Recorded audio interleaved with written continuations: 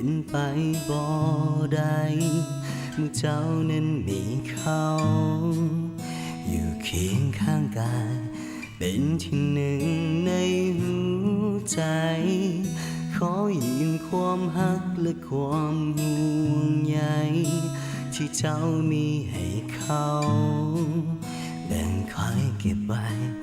เพียงเศษเสี้ยวของหัวใจแม้น้อยเดียวคอยก็ยอม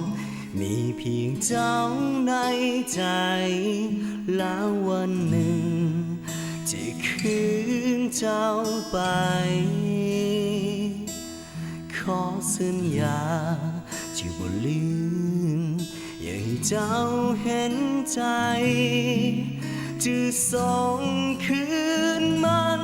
ให้เขายิ่งในมือยืนก็ต้องส่งคืนคงบ่อาจฟื้นยืมของคู่มามันบ่แม่นคุ้มครองเฮา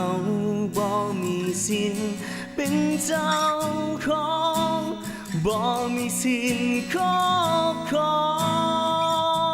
งได้ดึงใจหูแล้วก็ส่งเขาคืน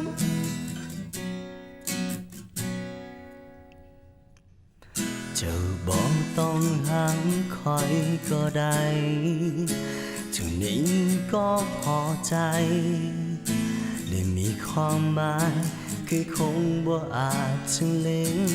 แม้น้อยเดียวคอยก็ยอมมีเพียงเจ้าในใจแล้ววันหนึ่งจะคืนเจ้าไปขอสัญญาจะบ่ลืมอยากให้เจ้าเห็นใจจะส่งคืนมันให้เขายืนในมือยืนก็ต้องส่งคืนคงบ่อาจฟื้นยืมของเข้ามามันบ่แม่นคุ้มครองเฮาบ่มีสิทธิ์เป็นเจ้าของบ่มีสิทธิ์ขอ